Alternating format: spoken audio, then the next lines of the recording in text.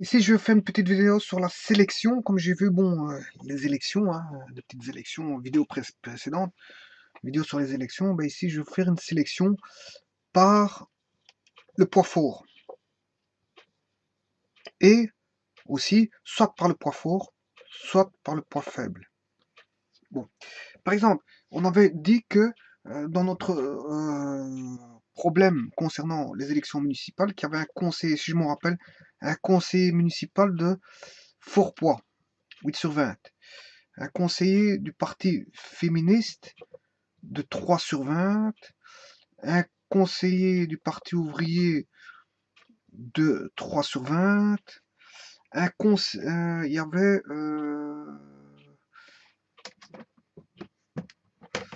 ça fait 8, 9, 10, 3 et 3, 6, 8 et 6, 14, je dois avoir 20/20 normalement. 14. Conseiller d'union, 2/20. Conseiller des citoyens, 6. Si je mets 4/20, 8, 8, 10, 16 et 20. Voilà, là on a la totalité de 20/20. Bon, ici, si je prends l'événement, choisir un candidat. Choisir un candidat, bon, pour les élections, sous aucune réserve. Ici, le problème précédent, j'avais pris la réserve de prendre ceux qui, la probabilité de choisir ceux qui avaient par exemple un programme d'action communal, un grand programme d'action communale d'envergure. Ici, je fais aucune restriction. Qu'est-ce que je fais? Je prends un candidat parmi, j'ai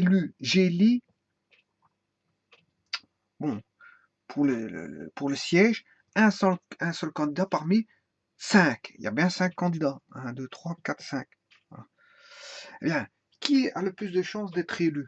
Ben, vous comprendrez que c'est le candidat sortant. Pourquoi sortant? Parce qu'en fait, il a 8 chances, d'après un sondage, on dit qu'il a 8 chances sur 10 d'être élu. Pourquoi? Parce que peut-être qu'il a déjà travaillé, il a bien travaillé, et 8 personnes, 8 vingtièmes de personnes renouvellent sa confiance. Voilà. Et c'est pour ça qu'il a plus de chances que les autres candidats qu'on ne connaît pas, qui vont venir, je veux dire, investir le siège de conseiller communal, de nouveaux sièges de conseiller communal.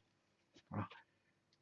Donc vous voyez que ici, pourquoi 8/20? Pourquoi lui a plus de chances d'être élu? Ben parce qu'en fait, c'est qu'est-ce qu'il parle, c'est ça, on va dire, son expérience. C'est son expérience qui a plu. Donc son expérience a plu. Et donc il a une cote, on va dire, un poids de 8/20. Un poids fort. C'est le poids le plus fort. Donc, qu'est-ce qui risque d'être réélu? Ben, c'est le conseiller. Sans aucune restriction. Voilà, je crée aucune restriction. Voilà. Ils sont tous éligibles. Hein, et je veux dire, je fais aucune restriction. Je n'enlève pas un candidat ou l'autre. Voilà. Pour une raison ou l'autre, je les garde. Je les garde tous. Eh bien, vous comprendrez que le conseiller sortant a 8 chances sur 20 euh, de sortir. Donc, ici, on n'a pas à faire une équiprobabilité. Hein. Les sondages donnent, je veux dire, les équiprobabilités sont là. On n'en a que deux. Deux qui sont égales entre elles. Mais entre toutes les probabilités, vous voyez, vous avez toutes des probabilités inégales. Inégales. Sauf entre le CPF et le CPO. Là, ils ont deux probabilités égales. Mais ça veut dire qu'ils n'ont pas tous les mêmes chances. Je veux dire, ils n'ont pas les mêmes chances d'être élus. Autant dire que le CPO a moins de chances d'être élu que le conseiller sortant. Donc le candidat du parti ouvrier a moins de chances de sortir que le conseiller sortant. Donc ça s'appelle une sélection par le poids fort. Il risque d'être sélectionné à plus forte chance, parce qu'il a la plus forte chance, le poids le plus fort, je veux dire, pour être élu, suivant un sondage. Bien sûr, tout peut arriver, hein, je veux dire, mais c'est un sondage qui, je veux dire, bon, bien sûr, les sondages sont calculés avec un pourcentage d'erreur. Hein, bon, Donc on va leur faire confiance jusqu'à 98, 95%, 98%. Voilà. Donc un sondage, c'est un échantillon qu'on a pris, on a fait, comment est-ce qu'on appelle ça, un échantillon. On a pris un échantillon et qui mesure, je veux dire, la population, euh, toute la population. Via un échantillon, on peut donner, l'échantillon va donner, comme un échantillon de laboratoire, hein, on prend un échantillon d'une solution et on mesure ce que la solution possède à l'intérieur de la solution via un échantillon. On analyse l'échantillon. Donc ici, c'est un peu la même chose. On a une population, et on va prendre un échantillon de la population, et le sondage de l'échantillon va être, je veux dire, à un pourcentage de précision près, je veux dire, celui de la population. Via des calculs, je veux dire, de statistiques, et voilà. Donc ici, autant dire que l'échantillon donne un poids de 8 sur 20. Bon. Ce qui veut dire quoi? Mais ça, c'est les sélections par le poids fort. Sélection par le poids fort, par exemple, il y a une personne, voilà trois personnes. Une sélection par le poids fort, c'est une qui a eu 3 sur 10 à un test de sélection, une qui a eu 7 sur 10 à un test de sélection, et une autre qui a eu 5 sur 10 à un test de sélection. Mais pourquoi prendre la personne de 3 sur 10? Mais vous comprendrez que c'est une sélection par le poids fort.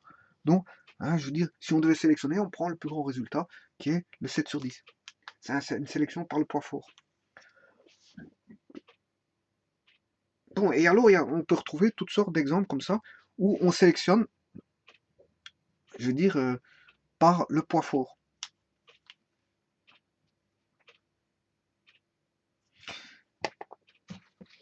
Mais ça, c'est la sélection à un seul paramètre, bien sûr, parce que si c'est multiparamétré, bon, il faut, je veux dire, considérer toutes les variables en place, les paramètres en place, et je veux dire, c'est faire la sélection. Là, c'est plus compliqué. Mais ici, j'ai qu'une seule valeur, mais je sais, au travers de certaines valeurs, de choisir la personne adéquate par rapport à un test de sélection qui aura le plus de pourcentage d'être pris, mais c'est celui qui a la sélection, qui aura la sélection la plus grande. Enfin, la personne qui sera prise, ce sera celui qui aura la sélection. Le test, la valeur, la cote la plus grande. Hein, voilà. Maintenant, on peut avoir une sélection par le poids faible. Qu'est-ce que c'est qu'une sélection par le poids faible? Ben, par exemple, on doit sélectionner 3 personnes. Parmi ces 3 personnes, bien, lui, il a 5 chances sur 10 de tomber malade. Lui, 2 chances sur 10 de tomber malade. Et lui, 3 chances sur 10 de tomber malade. Mais vous comprendrez que pour un poste de sélection, on prendra la personne qui a moins de chances de tomber malade. Voilà. Si une personne a une maladie génétique, je dirais, qui peut être invalidante, une personne, voilà, mais ça c'est ce qu'on appelle, on risque d'avoir ce qu'on appelle des discriminations. Mais malgré tout, ça peut se passer comme ça. Ça peut se passer comme ça. Hein.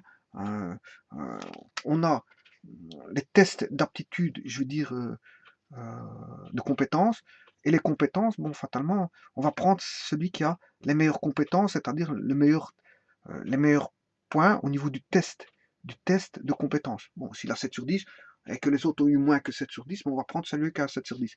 Maintenant, il y a les tests d'aptitude physique. Bon, aptitude physique, ben, ça montre, je veux dire, là, on va faire une sélection par le poids fort, mais on peut faire une sélection par de poids faible, c'est-à-dire de voir celui qui risque de tomber moins malade.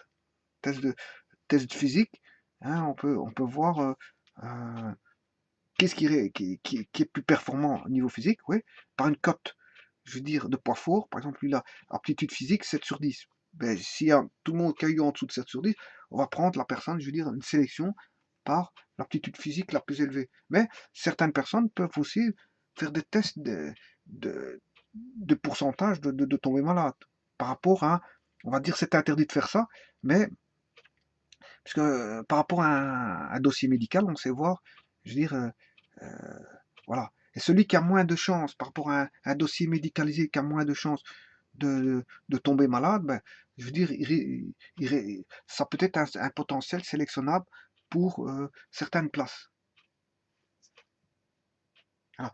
Alors, où va-t-on voir il y a des places hein, qui demandent, je veux dire, un dossier médicalisé connu, et je veux dire, par rapport à ça, je veux dire, évalué par rapport à son dossier mais, connu. Je parle par exemple de ceux qui travaillent par exemple à la NASA, hein, qui vont monter dans l'espace au travers de fusées. Ils ont intérêt à avoir une excellente santé, parce que je veux dire, il est hors de question qu'ils tombent malades, je veux dire, lors d'un vol spatial, puisque le vol spatial ne va pas revenir sur Terre pour eux. Voilà. Enfin que ça coûte tellement cher qu'une fois le vol spatial est envoyé dans l'espace, ben, quand il est dans l'espace, il y reste jusqu'au moment où la mission est terminée. Voilà. Donc là, on a intérêt à connaître le dossier médical de la personne, parce que il s'avère que dans la fusée, la personne veut revenir sur Terre en se disant ouais bon qu'il a une maladie bien spécifique et que ça ne va pas aller, c'est trop tard. On l'a envoyé dans l'espace.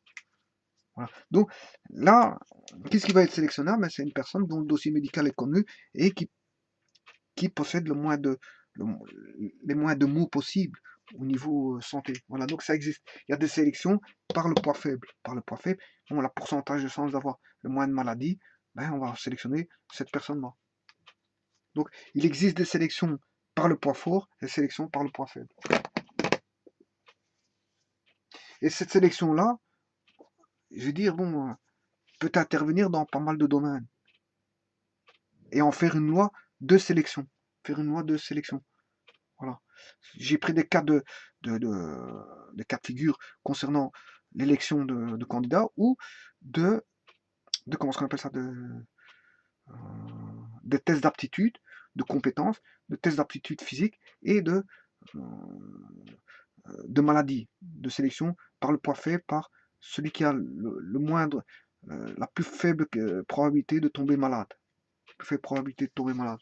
On prendra cette personne-là. Donc j'ai pris des cas de figure. Bon, mais il en existe beaucoup au niveau des lois de sélection. Voilà, je vous remercie beaucoup.